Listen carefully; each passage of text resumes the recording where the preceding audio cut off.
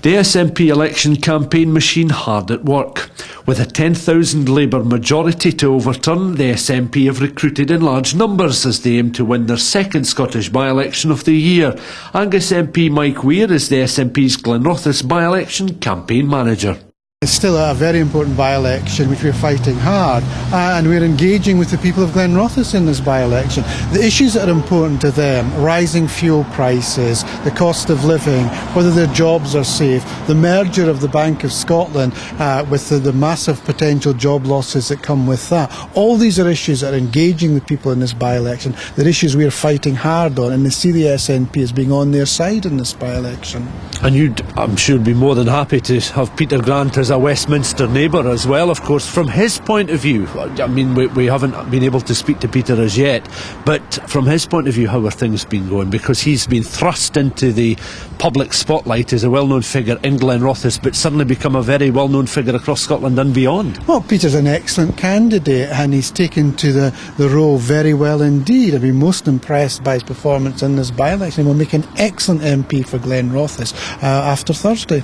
Into consideration opinion polls and the change that has been reported in the opinion polls, the swing over the last week, fortnight, is that discussed much? Does that dwell on your minds that there could be a swing away from an SNP landslide victory here? Well, I mean, nobody's predicting an SNP landslide victory. A few weeks ago it was in the papers. Well, what the papers say is up to the papers. We have fought this by-election to win. We are confident we're going to win. And all the talk about a brown bounce, well, frankly, I can't find it on the doorsteps of Glenrothes, and I've canvassed in all parts of the constituency. Our figures show we are ahead. We are very confident that we're going to win this by-election, and we'll be fighting to get every vote out on Thursday to make sure that happens. Because it's certainly attracted a lot of media interest so far naturally, and seems to be going quite positively from your point of view.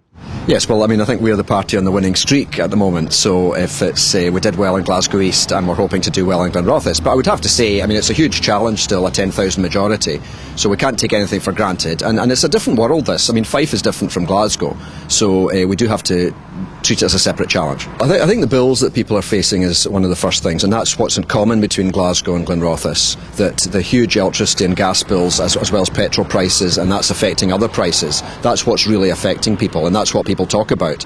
I mean, what's happening to the banks at the moment is a wee bit theoretical perhaps, because there may be job losses in the future, but we haven't seen that yet. But I think it's the real electricity and the real gas prices, that's what's hurting people. Back very briefly to the banks, it's their very identity that perhaps has been at risk for a little while, that people are also conscious of.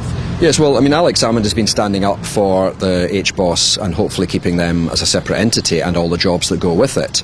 Labour have been pretty slow off the mark on that one, and they seem to just be willing to let the market decide. But we want to stand up for the jobs in this area. You're just down to your jacket, you don't have a coat. So final question before I let you go for another cup of tea. What's your message to the voters in Glenrothes just a few days before they get to mark the cross? It's a chance to send a message. Even if you're normally a Labour voter, there's still going to be a Labour government in power after the 6th of November, but it's a chance to send a message to Gordon Brown that you're not happy with the gas bills and with the electricity bills. Thank you kindly. No problem. Thank you very much for your time. Right, cheers. Right, thank you. Man.